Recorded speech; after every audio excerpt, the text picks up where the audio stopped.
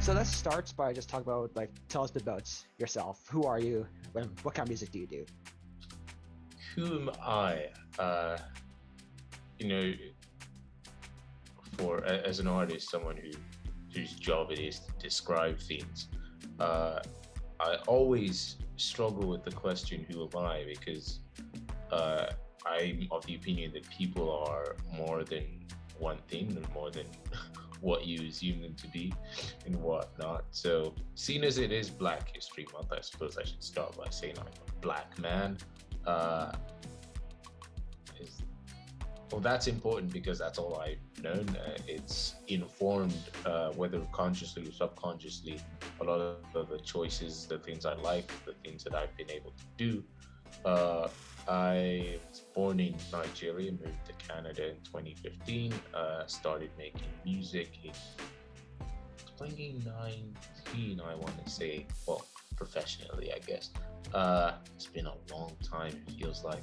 Well, I suppose it coincided with the start of the pandemic. 2020, actually, not 2019. Just a correction. Uh, what kind of music do I make? The best way to describe the kind of music I make is I hop around on whatever instrument is available to me and end up making the stuff that I want to hear. If right now it's very R&B and neo soul because that's the kind of stuff that I really enjoy. But who knows? Maybe tomorrow I wake up and I decide, hey, you know what? I heard a country song on the radio the other day and it slaps. And who knows? Maybe I'll start making country. But yeah, when it comes to the music I make, it's important that the music speaks to me first, of course, because if it doesn't inspire me, if it doesn't make me feel things, then I have almost zero chance of it making anybody feel anything. And if we're not making music that connects emotionally or invokes a sort of reaction from people, then it's a bit of a waste of time for everybody involved. And I would hate to waste the time of the listener, because nothing is more annoying, I imagine, than pressing play on a record and be like, wow, I got nothing from that. I would be, I would be offended on behalf of the listener if I ever made something that didn't speak to me in some way, because then I don't imagine how it would be able to speak to them. That is a very long and convoluted answer to your question. But I hope it's sufficient as to giving you an insight as to who I am. I mean, absolutely, that's lots of stuff there. And to me, it sounds like you just really want to make stuff for yourself as opposed to anyone else, right? Well, I want to make stuff for myself, yes, but the reason I share the stuff that I make is because I am strongly convinced that the stuff that I make would also be able or be meaningful to someone else. And I suppose that's something that has been an important part of my evolution as a musician, because for a long time I was involved in making music, but doing that for other people. So be it writing, production, background vocals, or a bunch of other stuff. And my friends would ask me, hey, why don't you do this for yourself? I'm like, well, yeah, I am doing it for myself. I just don't want to put it out. And now I am sharing the music that I make because whilst at the core, it still makes the child in me very happy. Now I'm confident that in addition to fulfilling that purpose of being self-expression, it also offers me an opportunity to connect with people who I might not have the privilege or the opportunity to meet in person. Absolutely, that's very well worded. Thank you. So over your past, I guess 7 years in Saskatchewan, or even like your career making music, how have you seen the music industry changed, and how has the province impacted your music? Well, for starters, the most recent Saskatchewan Music Awards for the first time had an R&B Artist of the Year category. I'm very proud, very honored to have been one of the nominees. Even prouder to have lost to my friend BBNB because he's a fantastic musician, and I told him that when next I see him, I'm going to be asking for an autograph. But joking aside, uh, Saskatchewan is growing, not just in terms of numbers, but as the growth occurs, there is also some diversity to that growth. You see, for example, I don't know him personally, but Tesher, for example, and his success with his song "Jalebi Baby." You know, when I first heard that song, I actually first heard I heard the song on the radio a couple of times. I'm like, yeah, it's a cool jam. I like it. I like it. You know, I like the cultural influences. And then when I was preparing for my Folk Fest show in August of last year, a friend of mine was like, "Yeah, I can't believe that you and the guy who did Jalebi Baby are going to be playing the same show." I'm like, "Really?" And then I'm like, "Yeah, he's from Regina." I'm like, "You don't mean it? It's crazy." But that's an example of how quickly the music scene in Saskatchewan is changing, is developing, and we are going to be, if we continue at this rate, a hotbed for very interesting sounds. And when I speak to my friends who don't live in Saskatchewan, my music friends who don't live in Saskatchewan, and they're like, "Oh, I'm sure everywhere is country and folks and what." And again, sure, that is popular in Saskatchewan. But to be fair, country music is popular everywhere. Uh, but that said, there is right now a growing movement of music that sounds different, and it is coming from people who look a little different from what the stereotypical Saskatchewan person would have looked like 30, 40 years ago. And that is great. That is great because it means that more people are participating in creative expression. But it also means that if you're a person who lives and listens to music in Saskatchewan, you now have more options than you did before. And who doesn't like having options, you know?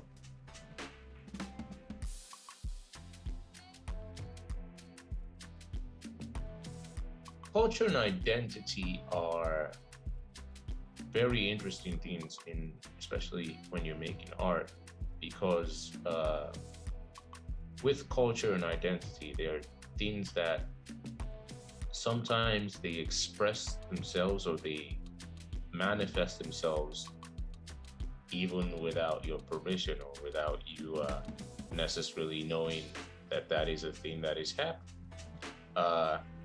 And in this case, I imagine that perhaps in some instances, I might not actively know it, but might be in the chords that I pick or the kind of instrumentation that appeals to me, probably very heavily influenced by where I grew up and how I grew up and things like that. Yeah, and I feel like you you touch on a really good point how it's almost subconscious when it comes to Mhm. mind. Yeah, and there's really no easy way to control it, for lack of a better term. Yes, Yeah. Um, and people shouldn't want to control for the influence of their culture because that can lead to a dilution of who we are. You know, culture is part of the individual, and when you have people who are trying to control for these things, what might happen is they are making things that are not fully or entirely them, and as a result, the general public is missing out on a lot of substance, and that's a shame. It's a crying shame for everybody involved. yeah, definitely. Um, so after looking through like some of your social media and like your website, I feel like you have a strong emphasis with like your strong group of friends and like people that you work with. Hmm. How have they impacted your creative process in making music? How have my friends impacted my creative process in making music? How haven't they impacted it? You know, uh, music uh, started for me as a way to connect with first myself, but then moved something that I share in common. And I'm fortunate, I really am fortunate to be surrounded by a phenomenal group of talented people, be it Adilua or Sway or Tamu or Boyce, a bunch of people who are always up to something musically. And very often I have the privilege of being in the room, and I'm learning from them as much as they might be learning anything from me. And it is incredibly fulfilling to see growth in your friends, the people around you, and to observe similar growth in yourself. That's first, and then on a bunch of the stuff that we did in 2020, uh, a lot of people like Sway, for example, that were there to lend their expertise, to be like, hey, try this idea out or try that out, to do their best to force me outside of the box in which I might have confined myself in and expand my horizons, try new things. And my friends who make music that is different from what I do give me the opportunity to, maybe I'm not the one who's going to sing the song, but I can write it, I can produce it, I could do something that involve myself in the process somehow. And I consider myself blessed to be able to do so.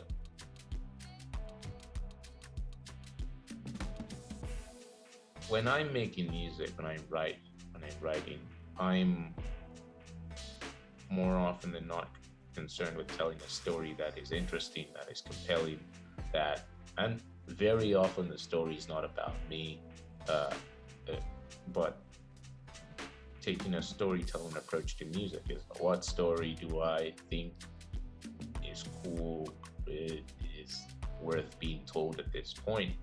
And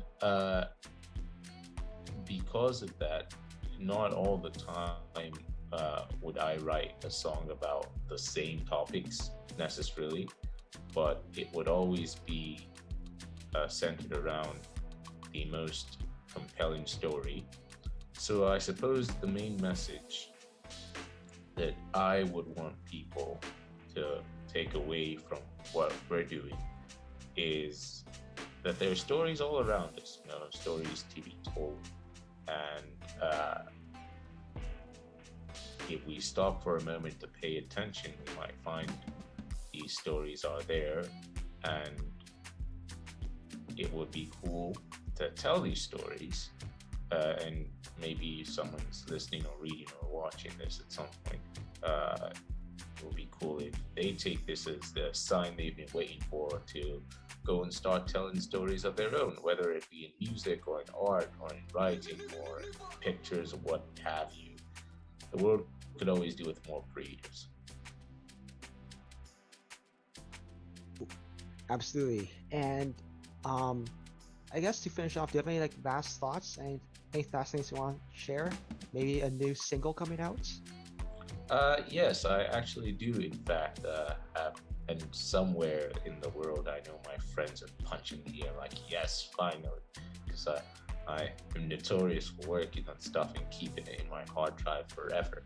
But it's been a while since we published music, because I tend to forget to click publish on the on on the thing. But yeah, no, February 14 we're publishing new music, and sometime in March or April, sometime this year, we will be publishing an EP, untitled as of now. But yeah, in conclusion, what I would like to say is, it is very good. It feels great actually to be a part of a growing movement in Saskatchewan of people like myself who are undertaking the exciting journey of artistry, of putting themselves out there and putting their art out there in whatever format that art may be. And it's exciting to see because we're doing this now, and whatever becomes of what we're doing, we could potentially inspire the next, who knows, maybe the next Drake comes from Regina. Why not?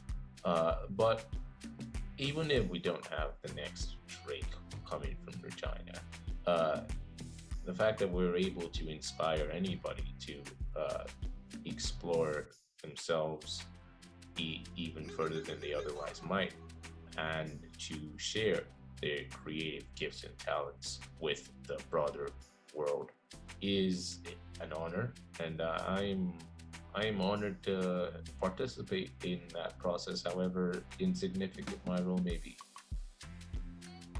Awesome. Thank you so much for coming here and just having a chat with me about all this, especially for like Black History Month. Well, thank you, Casey, for having me. I see you have a piano in the background. I was wondering if you were going to play us some tunes. No, I'm actually a bassist. Oh, you're a bassist. Yeah, I finished my degree on classical upright bass in Lethbridge. So, and now I do my degree in education. So, that's my plan. Wow, I've never met a classically trained bassist.